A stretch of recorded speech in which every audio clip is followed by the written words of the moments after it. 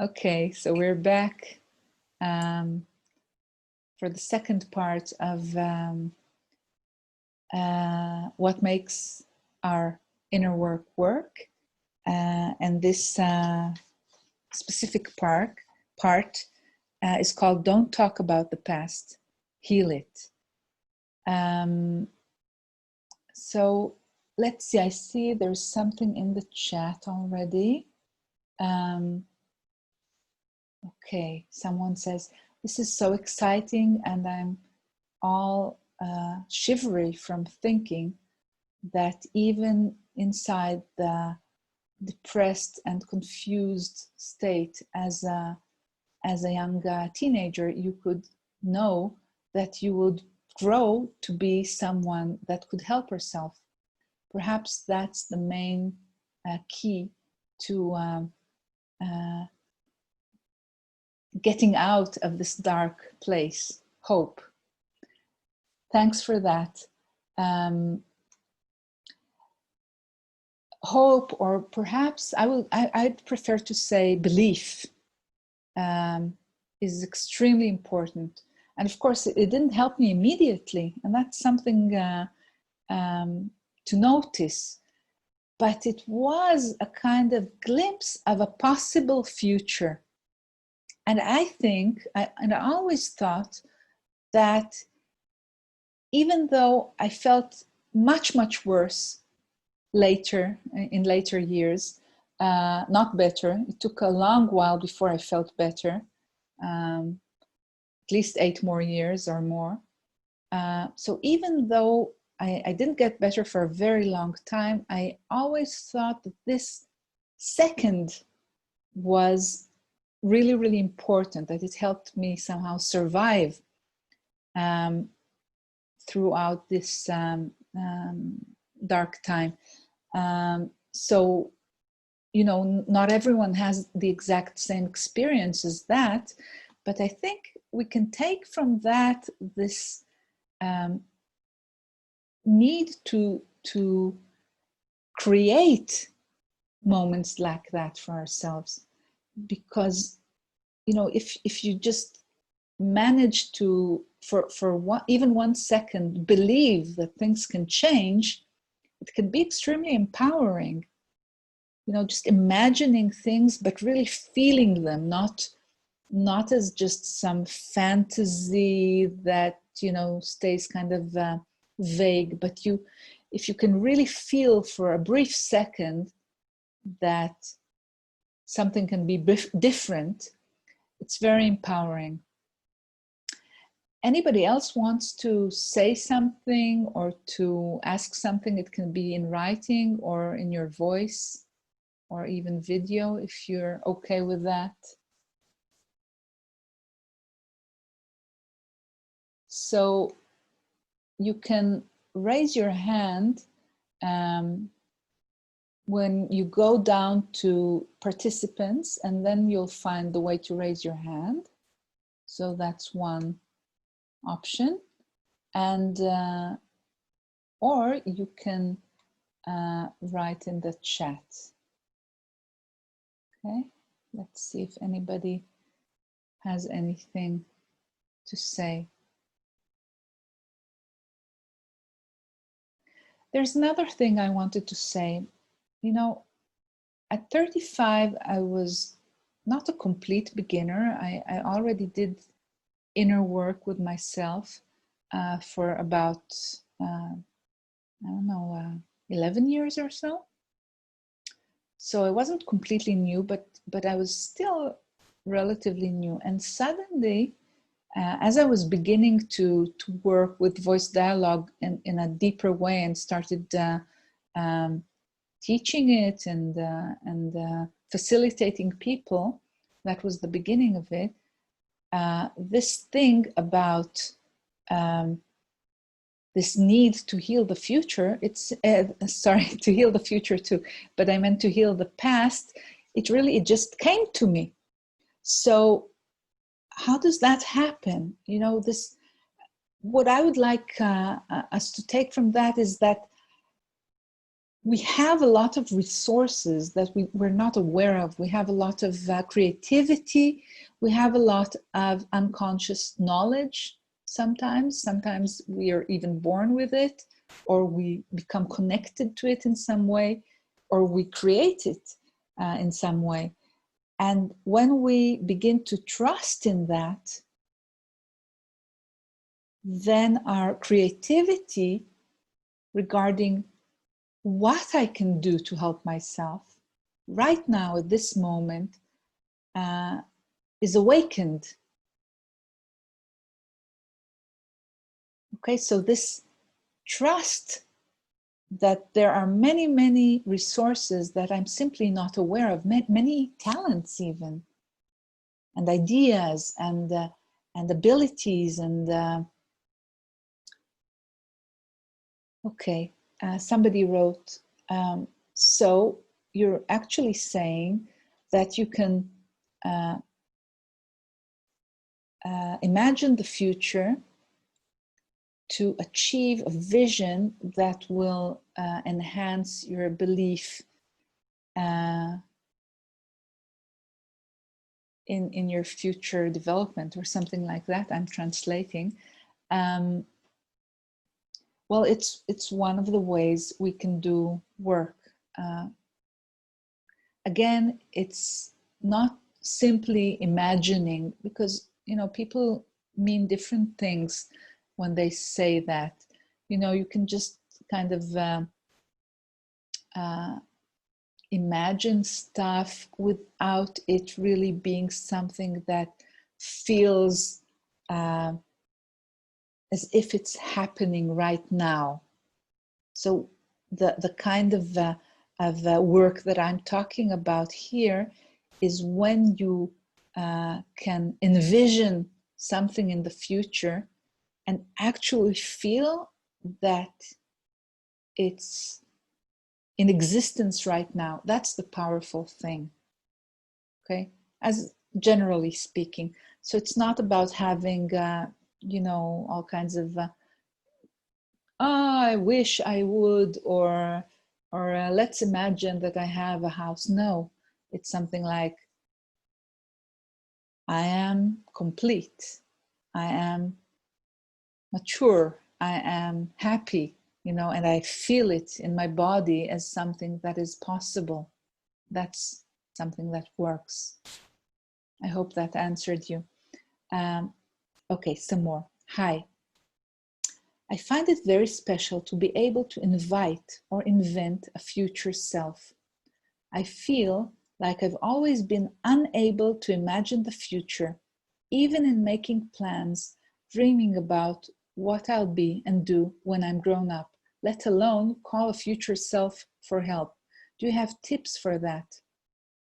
And then it says, oh, it's a bit similar to the question you're answering now. So I don't know if this answered you completely or not.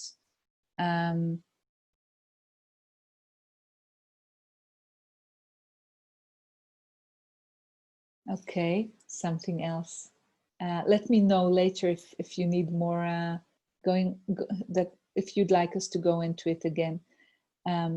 Okay, somebody else is writing. My healing work is based on experiencing in our body the energetic barrier, which is a result of the trauma. Our body is designed to be able to travel in time. Beside updating, we can use movement in the present to change energetic patterns of feelings and behaviors that our beliefs have created. Great, thanks for that. Yes, there are so many good ways to do the work. And one of the things that are important for me in this case, in this meeting, is that, and in general, perhaps in this series of meetings, is, amongst other things, really getting it that healing is really possible. Without getting hooked on it, or without feeling all the time that something is wrong if I'm not healed yet, or something is not okay if I haven't yet been able to, I don't know, do something that I want to do. So it's not about being identified with certain ideals or wishes or desires, but we do need to know, because many people don't realize it, that a lot of healing is possible. You know, is 100% healing possible? It's difficult to say, but a lot of healing is very, very, I can say from my experience and from others as well, that it is possible, but you have to really find your way to do the work and do it constantly. It's not, it doesn't really work if you do it, you know, just here and there. You know, it's better than nothing. It's wonderful to do that too. But if you really want it to kick in, you have to little by little train yourself, even if it takes a few years, to do work every day, just like you eat and like, you know, you do things that you have to do, like eat. Okay, so you know, or things that have become really ingrained as part of your life, and you don't argue with them. You know, for some people it's showering, it's doing the dishes, whatever it is for you. You know, you just do it without complaining and without forgetting, and without you just become, it just becomes a part, an integral part of your life, and it nourishes you. So that's when it starts to really, really be useful. But until you manage that, of course, anytime you sit to do your inner work can be a very, very important step forward. So you also need to not kill yourself if you don't manage immediately to do work every day, for example. Okay, it's very natural that it takes time to build the stamina to do emotional work, to do spiritual work on a daily basis or on almost daily basis. Okay, another question. After you experienced what you experienced, as you read in the letter, this fabulous future, how did you deal with this experience for the next 8 years of pain? So the truth is, it, you know, it in a way, it didn't really affect me, because it just became worse and worse. But presumably, I just had to go through that dark night of the soul, and you know, I learned a lot from it. And when I came out of it, I was very, very committed to living, you know, and to learning and to doing my work and to just really eating up life in a way. So I could be extremely alive after being sort of dead for 10 years. So, but it did kind of give me this glimmer of belief that something different may be possible, may be waiting for me on the other side. But the truth is that through it all, I didn't see the other side. I didn't think I would ever feel better. I think many people who have had some form of something that people tend to call depression know this feeling, that this almost knowledge that that's the way it's always going to be. You don't see the horizon when you're there. It's just seems like it's going to go on forever. So that's how I felt. But still, I think this moment gave me, with a few other little things, this kind of perhaps a lifeline or something like that. Okay, another thing. regarding the answer from before, it was a beginning. But if you have something more to say and time, I'd be very glad to hear it. So is it okay for you to talk, or would you rather write?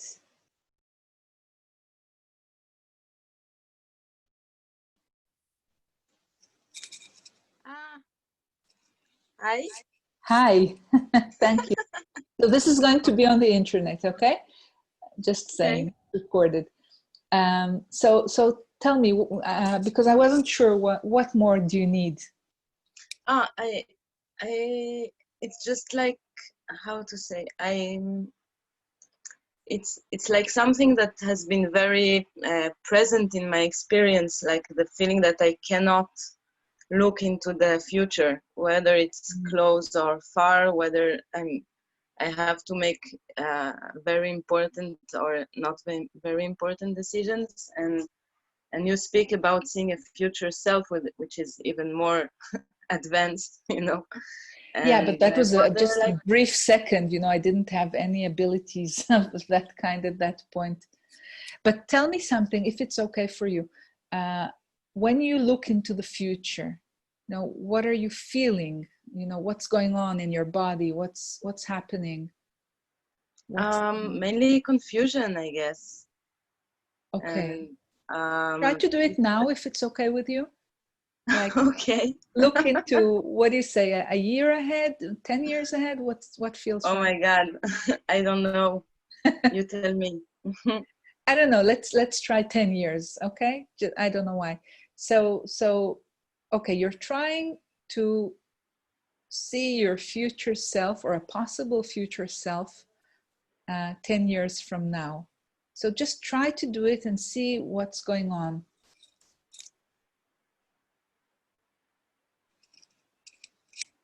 Wow, I really don't know what to think.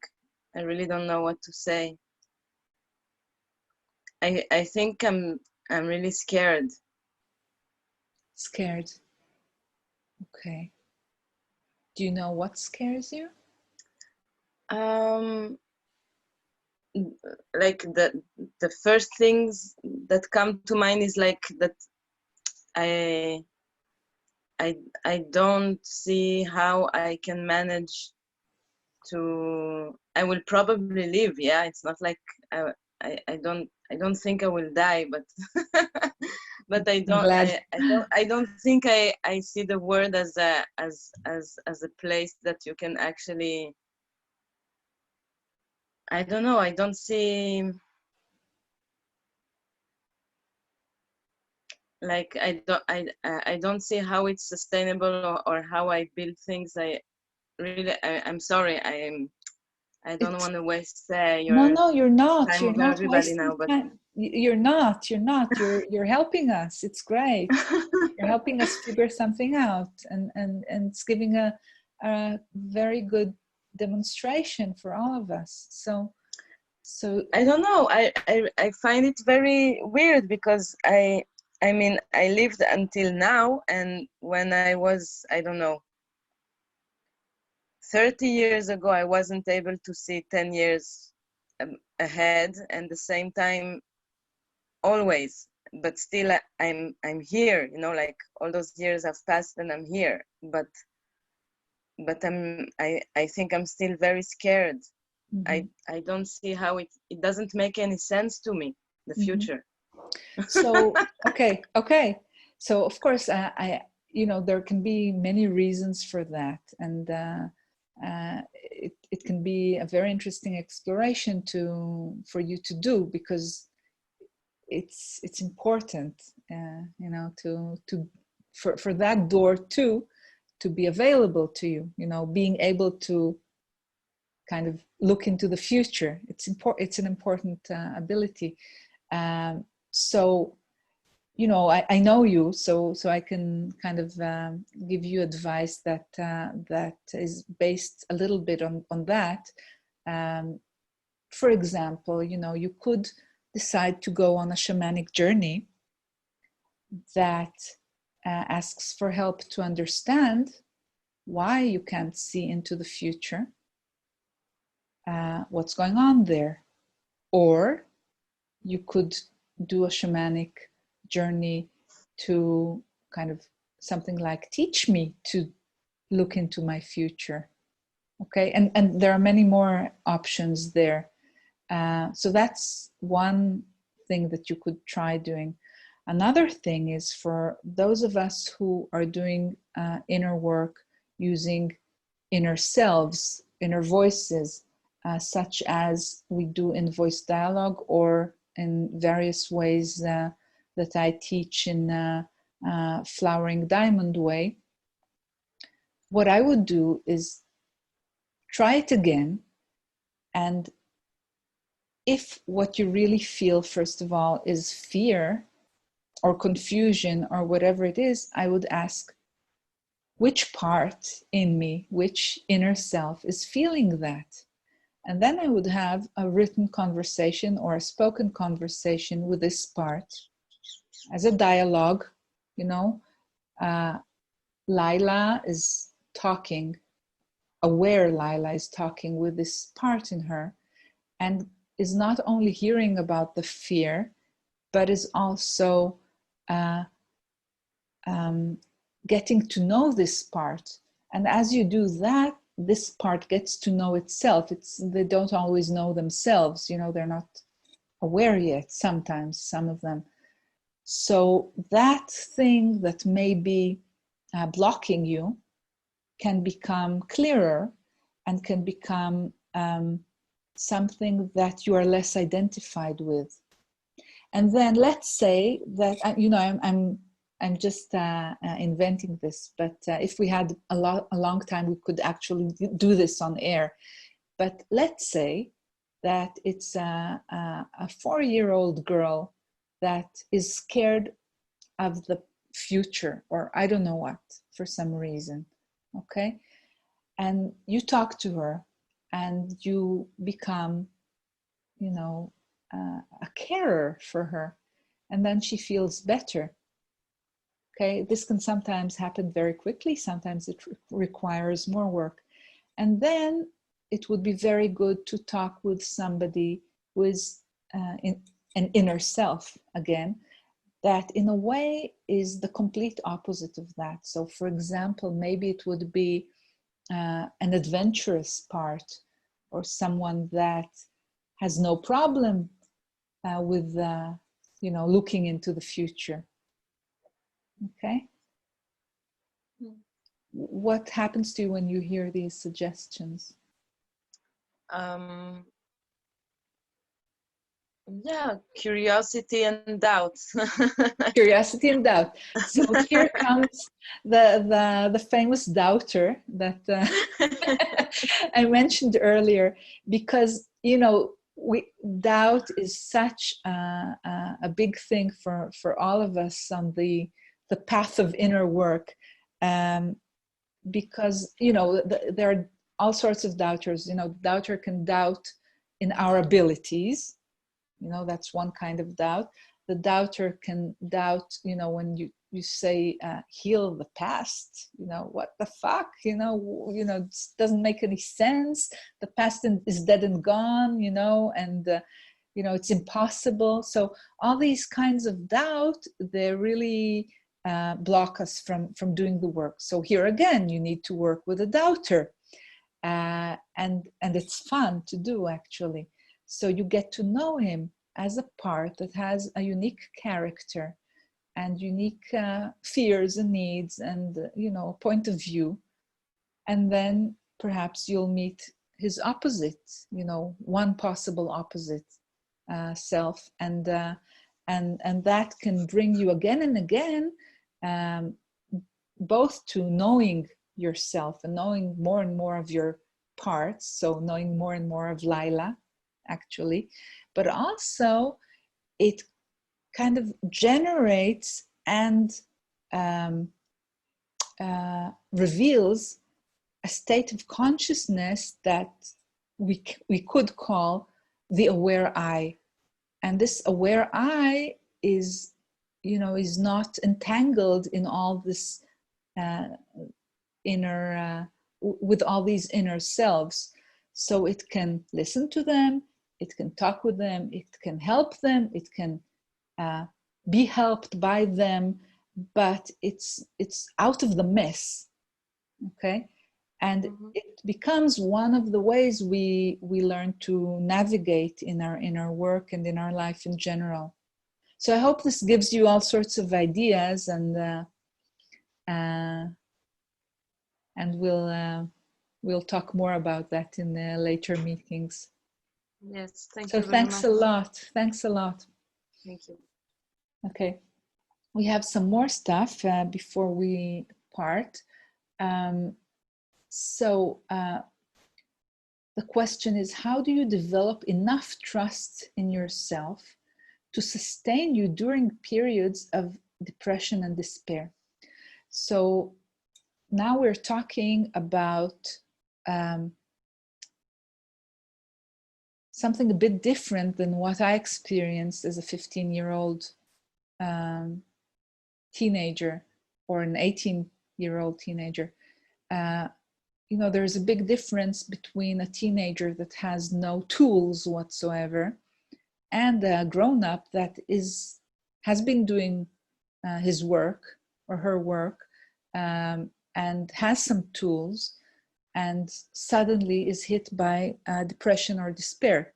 Now this happens, and it can happen for many, many reasons. It can happen because somebody dies on us, or it can happen because we're ill, or it can happen because something kind of surges up from our unconscious or from our past, or all sorts of other very interesting things that can happen that brings with it these feelings of depression and despair or other difficult emotions.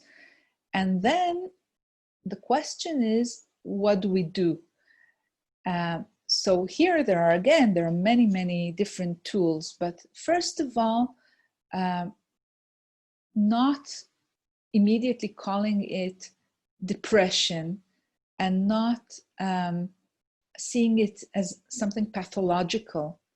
Of course, it's very difficult to go through, but it doesn't have to be seen as a disease or an illness, because when we go that way, to a certain degree, we become disempowered very often.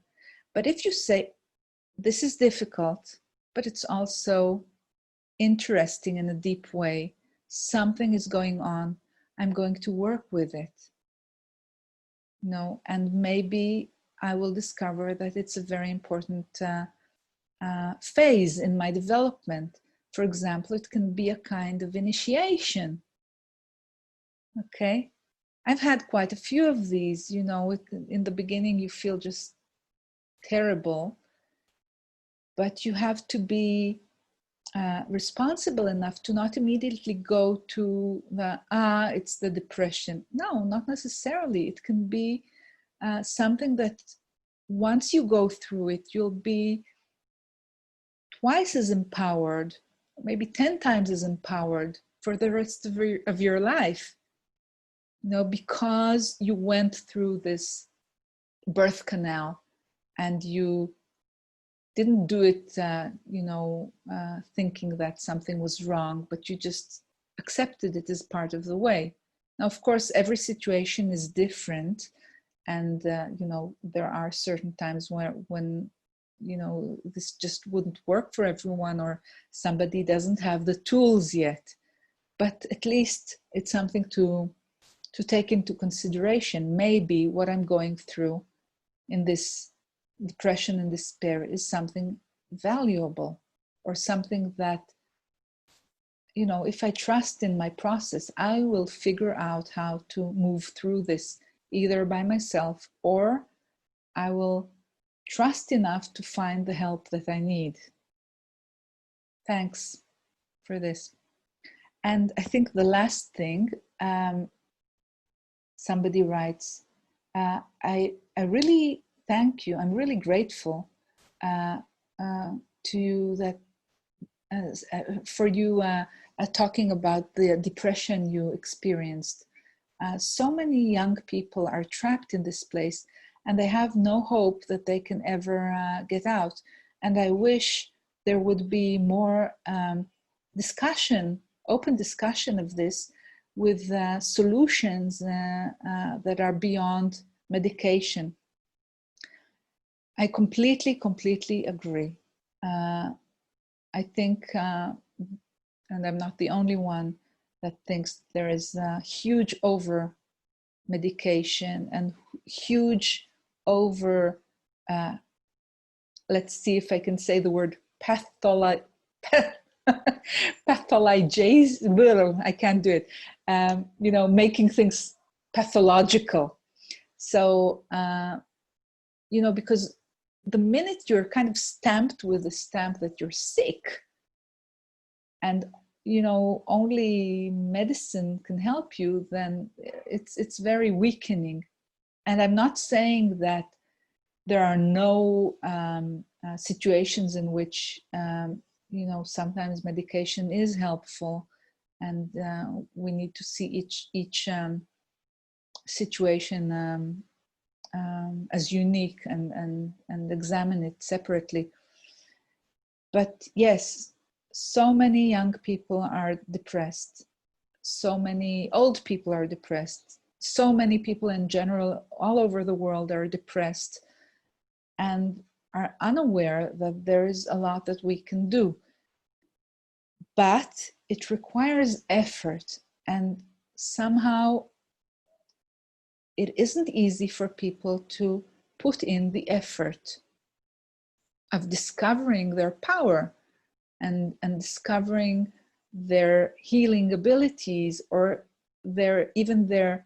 I often call it being a kind of loving detective. So if you even have a tiny bit of loving detectiveness in you, it can also help you figure out who to go to, who's the right teacher for you, or the right healer for you, or what's the best method that can help you, kind of do the first steps before you can help yourself more, or things like that. Okay. Anybody else want to say something for the, before we part?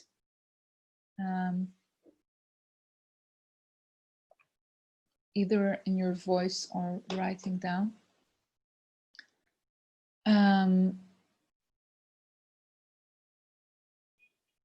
So let's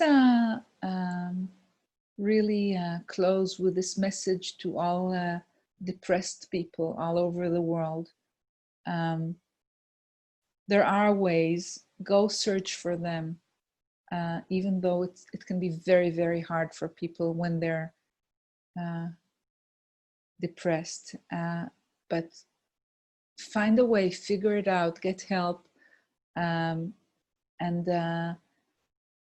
it may turn out to be a very, very life-changing experience when you get to the other side of that. I always remember that when I got myself out of the depression, when I was around 23, I just, after that, after doing something like that with extreme effort and concentration and determination, I knew that, I could never lie to myself again and think that I was weak, or that I had no control, or that there was nothing to do, or that I was hopeless. I could never, ever believe that again, because I was depressed and feeling terrible for 10 years. And then I made a huge effort and I managed to get out of that. So I knew it was possible, at least for me. And then I saw that for other people, it can also be possible if they really get into the work. So thank you so much for joining me, both people I know and people I don't yet know. We'll meet again next Monday at 10 o'clock in the morning. Thank you all very, very, very much. And see you soon. Bye-bye.